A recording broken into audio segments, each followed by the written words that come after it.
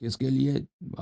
Popularity کے لیے، views لینے کے لیے، کلکس لینے کے لیے، اور نہ یہ کہ حق بات بتانے کے لیے، کیونکہ حق بات جب بتائیں گے تو ان کو کہنا پڑے گا لا الہ الا اللہ محمد رسول اللہ علی ولی اللہ۔ جب انسان عاقل انسان حق بات کہنے کی کوشش کرتا ہے تو اس کے سوائے اس کے سامنے کوئی چارہ ہی نہیں رہتا کلمہ پڑھنے کے علاوہ، تسلیم ہونے کے علاوہ۔ اچھا، موضوع سے دور نہ جائیں میرے محترم ناظرین، کیا کم سن بچی سے شادی یہ اخلاق کے خلاف ہے، یہ انسانیت کے خلاف ہے، اور یہ ایک شر عمل ہے، ایک شہوت پرستی ہے جس کی اسلام نے اجازت دی ہے؟ اس سوال کے جواب دینے کی ہم کوشش کریں گے اس پروگرام میں۔ سب سے پہلے میرے محترم ناظرین، آج جو بھی یہ اعتراض کرے، ملحدین کو اسے اعتراض کرنے کا کوئی حق نہیں ہے، ٹھیک ہے نا؟ دوسرے لوگ اعتراض کریں، کرسچن اعتراض کریں، وہ بھی اعتراض نہیں کر سکتے کیونکہ ان کے مذہب میں بھی کمسن بچے کے ساتھ شادی جائز ہے۔ یہودی بھی نہیں کر سکتے کیونکہ ان کے مذہب میں تو یہ جائز ہے۔ ہندو بھی نہیں کر سکتے کیونکہ ان کے مذہب میں بھی یہ جائز ہے، ٹھیک ہے نا؟ تو یہ حضرات تو یہ اعتراض نہیں کر سکتے۔ ملحدین تو بالکل اعتراض نہیں کر سکتے کیونکہ ملحدین کے ہاں یعنی جب خدا نہیں ہے ایک، اور موت زندگی کا خاتمہ ہے، اس کے بعد کچھ بھی نہیں ہے۔ موت ہے آئی تو اس کے بعد کچھ بھی نہیں ہے۔ آپ کے اعمال کا حساب کتاب نہیں ہے، اپنے اعمال کا جواب آپ نہیں دیں گے موت کے بعد، تو دنیا میں جو بھی مرضی کرو، ٹھیک ہے نا؟ جب خدا بھی نہیں ہے اور آپ حادثاتی طور پہ وجود میں آئے ہیں اور آپ کی عمر ابھی گزر گئی ہے، مثلا ایک ملحد کو لے لیں، اس کی عمر ہے 40 سال یا 30 سال، اس کی اب کتنی عمر بچی ہے؟ شاید وہ 70-80 سال تک پہنچے، یا شاید اس تک بھی نہ پہنچے، شاید مزید 10 سال زندہ رہے، 15، اس کا بھی پتہ نہیں، شاید ایک ہفتہ زندہ رہے، کیونکہ موت کا تو پتہ نہیں ہوتا۔ یہ ملحدین بھی جانتے ہیں موت کا پتہ نہیں ہوتا، اور موت کے بعد اس کے بعد ختم ہے۔ اس کے بعد آپ کے جو بھی اعمال ہے فرق ہی نہیں کرتا۔ ایک شخص ہے، اس نے زندگی میں کوئی غیر اخلاقی کام انجام نہیں دیا، کوئی غیر اخلاقی کام، اس نے چوری نہیں کیا، اس نے شرافت سے زندگی کیا، ٹھیک ہے نا؟ اور ایک شخص جو اس طرح زندگی نہیں کیا، دونوں آخر میں دونوں کا منزل ایک ہی ہے۔ دونوں کی منزل کیا ہے؟ عدم۔ دونوں کی منزل کیا ہے کہ وہ مٹی بن جاتے ہیں، ان کا جسم پوسیدہ ہو جاتا ہے، مٹی ہو جاتے ہیں، یا اس کو جلا لیتے ہیں، وہ خاکستر بن جاتا ہے۔ تو اس کا یعنی آپ اخلاقی طور پہ زندگی گزاریں یا غیر اخلاقی طور پہ زندگی گزاریں، ان دونوں کا نتیجہ آخر میں ایک ہی ہے۔ تو ان دونوں میں فرق کیا ہے؟ فرق کیا ہے؟ ٹھیک ہے نا؟ ان دونوں میں فرق کیا؟ ایک شخص اگر کہتا ہے مجھے اچھا نہیں لگتا کہ میں لوگوں کے ساتھ دغا بازی کروں، میں کسی بے گناہ کا قتل کروں، میں کسی کا مال اٹھا لوں، میں کسی کے ناموس کے ساتھ، کسی شادی شدہ عورت کے ساتھ میں غیر اخلاقی رابطے رکھوں، ریلیشن شپ رکھوں، حالانکہ وہ ہے، مثلا فرض کریں وہ ہے بے دین، وہ ملحد ہے، کہتا ہے میں ان باتوں کو نہیں مانتا، ٹھیک ہے نا؟ حالانکہ یہ سب باتیں اس نے کہاں سے سیکھی ہے؟ اس کی تربیت جو ہے مذہبی خاندان میں ہوئی ہے، یا اس کی اگر تربیت سیکولر خاندان میں بھی ہوئی، یہ تعلیمات مذہب سے، سیکولر خاندانوں میں بھی مذہب سے آئی ہے۔ اس کا اگر ریشہ آپ دیکھ لیں مذہب سے آئی ہے۔ اپنے ایتھیزم کا تو کوئی اخلاق ہی نہیں ہے نا۔ ابھی عرض کرتے ہیں کہ کیسا ان کا کوئی اخلاق ہی نہیں۔ چلے اگر کوئی شخص ایتھیسٹ ہے، وہ اس کی تربیت ایسے ہوئی ہے، وہ اس طرح اس کے اندر ایک ضمیر ہے کہ وہ کہتا ہے میں برے کام انجام نہیں دوں گا، ٹھیک ہے نا؟ میں یہ کام غیر اخلاقی، میں کام انجام نہیں دوں گا۔ ایک دوسرا شخص ہے، وہ کہتا ہے میں ایتھیزم کے اصول پہ اپنی زندگی گزاروں گا۔ ایتھیزم کے اصول کیا ہے؟ کہ کوئی خدا نہیں ہے، ہمارا بنانے والا کوئی نہیں، ہم جو ہے حادثاتی طور پر جو ہے بہت سال پہلے 2 بلین ایئرز اگو، کروڑوں سال پہلے زمین میں کچھ حادثات پیش آئے، اس کی وجہ سے کچھ کیڑے مکوڑے پیدا ہو گئے، بلکہ کیڑے مکوڑوں سے بھی چھوٹے جانور، یونی سیلولر جانور پیدا ہو گئے۔ وہ بعد میں چینج ہوتے تو سب حادثہ اندر حادثے کے بعد حادثہ، ایکسیڈنٹ کے بعد ایکسیڈنٹ، ٹھیک ہے نا؟ اتفاقی طور پر چلتا گیا کیڑے مکوڑوں کی نسل سے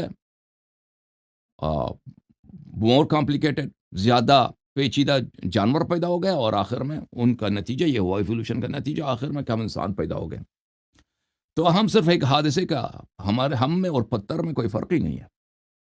ہم میں ایتھیزم کے اصول کے تحت ہم میں اور ایپس میں فرق نہیں ہے، ہم میں اور بندر میں فرق نہیں۔ اب بندر جو ہے وہ اگر وہ کہیں کہیں سے پل چوری کر دے، یا کسی کے بچے کو مار دے، یا کسی دوسرے بندر کے بچے کو قتل کرے، اس کا گوشت کھا لے، یا اپنے جیسے ریچھ ہوتے ہیں، بیئرز ہوتے ہیں، وہ اپنے بچوں کے گوشت کھا لیتے ہیں، اگر یہ کھا لے تو اس میں کیا حرج ہے؟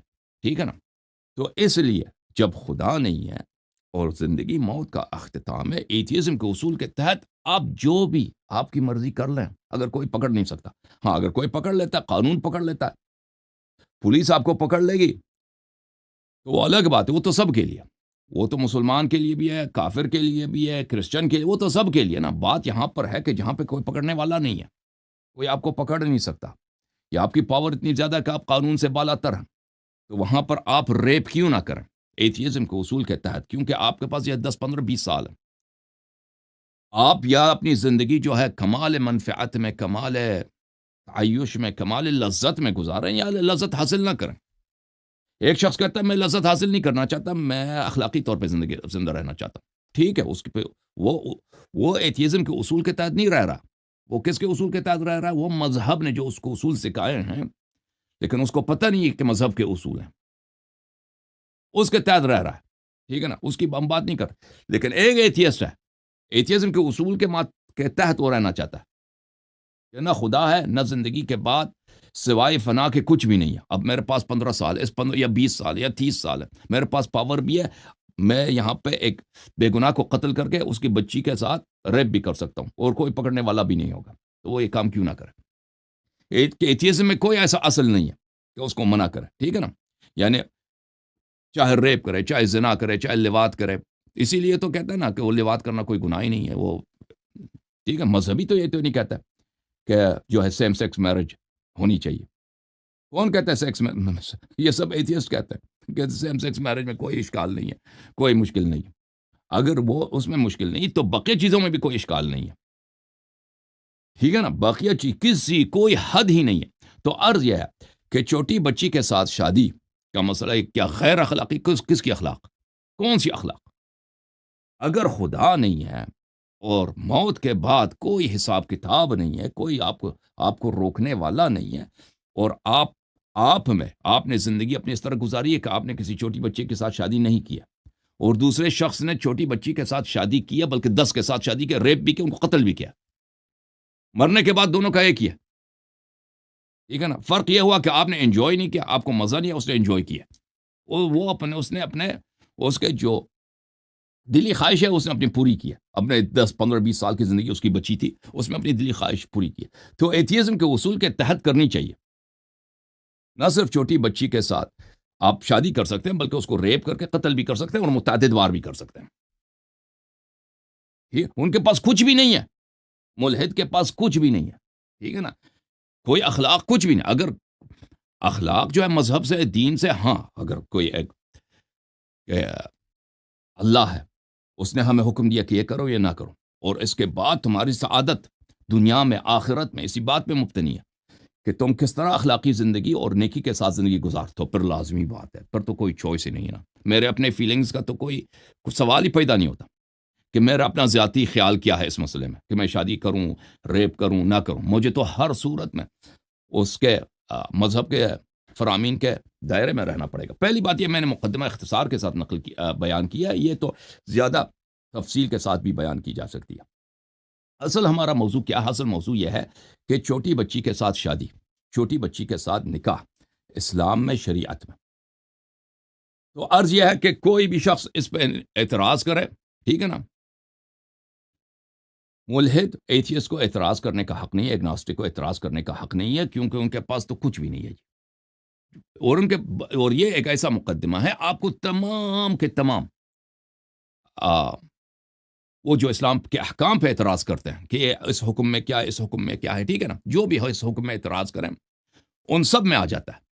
یہ اس مقدمے کا آپ جو ہے فائدہ اٹھا سکتے ہیں. وہ اگر جہاد پہ اعتراض کر لیں، یا مثلاً ذمیوں سے خراج لینے کے متعلق اعتراض کر لیں، یا کسی بھی وراثت کے مسائل پہ اعتراض کرنا چاہیں، عورتوں کے حقوق پہ اعتراض کرنا چاہیں، کسی بھی مسئلے پہ اعتراض کرنا چاہیں نا، کیونکہ ان کے پاس تو کچھ بھی نہیں ہے.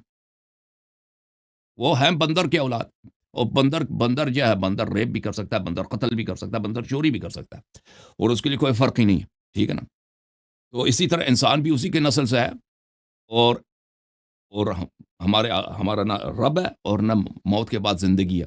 تو جو اگر ایک شخص ریپ کرنا چاہتا ہے، قتل کرنا چاہتا ہے، چوری کرنا چاہتا ہے، اس کا کوئی روکنے والا نہیں ہے، تو وہ بالکل کر سکتا ہے. اس کی یہی اس کی منفعت میں ہے، اور اس کا ہمارے پاس کوئی ایسی دلیل نہیں ہے کہ وہ یہ نہ کرے. یہ ایتھیزم کے اصول کے تحت. یہ پہلی بات. دوسری بات آتے ہیں کہ اسلام میں چھوٹی بچی سے شادی کرنا، چھوٹی بچی کی شادی. دیکھیں میرے محترم، یہ وہ تو صرف چھوٹی بچی پہ فوکس کرتے ہیں اسلام میں. اس طرح نہیں ہے اسلام میں کہ صرف چھوٹی بچی کی نکاح ہو سکتی ہے. چھوٹے بچے کی بھی نکاح ہو سکتی ہے. صغیر السن لڑکے کا بھی اس کے والد نکاح کرا سکتا ہے. ٹھیک ہے نا. تو یہ لیکن وہ فوکس کرتے ہیں صرف بچوں پر، بچیوں پر، لڑکیوں پر. اسلام میں ان کے لیے نہیں ہے کہ صرف بچیوں کے لیے جائز ہے، یہ لڑکوں کے لیے بھی ہے. اگر کوئی والد ولی ہے، ولی اس بات کو تشخیص دے دیتا ہے کہ میرے بچے کی مصلحت میں یہ ہے، میرے لڑکے کی مصلحت میں ہے کہ اس کی ابھی سے شادی، وہ 10 سال کی عمر یا 5 سال کی عمر یا 6 سال یا 3 سال کی عمر ہے، کزن ادھر ہے اس کا، خالے کی لڑکی ہے یا ماموں کی لڑکی ہے یا پڑوسی کی لڑکی ہے، تو اس سے ابھی اس کا نکاح کرتے ہیں بچپن میں. ٹھیک ہے نا. یا مثلا کسی بزرگ عورت سے کرتے ہیں. کوئی عورت ہے 18 سال کی، لڑکا ہے 11 سال کی. ٹھیک ہے نا. اس کے شرط کیا ہے؟ اس میں شرط یہ ہے کہ ولی کی اجازت ہو اور اس میں اس کا ضرر نہ ہو. ہم بات کریں گے اس پر انشاءاللہ تبارک و تعالی. اس میں کوئی فساد نہ ہو. تو یہ حکم دونوں کے لیے کہ اگر ولی کون ہوتا ہے بچی کا ولی صرف باپ ہوتا ہے، اس کا دادا ہوتا ہے. باقی اس کا کوئی ولی نہیں ہے. باقی اس کی کوئی ولی نہیں. یا باپ ہے یا دادا ہے. باپ اور یا دادا اگر یہ تشخیص دے دیں، ان کی اجازت ہو، اور پھر کیا ہو، اور پھر اس میں اس کا ضرر بھی نہ ہو، اس میں کوئی فساد بھی نہ ہو، تو تب یہ شادی ہو. صرف بچیوں کے لیے نہیں ہے، یہ لڑکوں کے لیے بھی ہے. اور یہ ایک ایسی چیز ہے جو اسلام کے مختصات میں سے نہیں، یہ پوری دنیا میں یہ ہے. اب کرسچینٹی میں بھی ہے اور جوڈائزم میں ہے، دوسرے مذہب میں، اس کی بات تو چھوڑے. سیکولر ملکوں میں بھی، سیکولر قانون میں بھی یہی ہے. ٹھیک ہے نا. امریکہ کے اکثر صوبوں میں، اکثر ریاستوں میں یہ بات دیکھیں، میرج کی کوئی منیمم ایج نہیں ہے. میرج کی کوئی منیمم ایج نہیں ہے. ہم کیلیفورنیا میں ہم رہتے ہیں. کیلیفورنیا امریکہ میں سب سے مترقی اور سب سے لبرل اسٹیٹوں میں اس کا شمار ہوتا ہے. ابھی تک کیلیفورنیا کے فیملی کوڈز میں، میرج کوڈز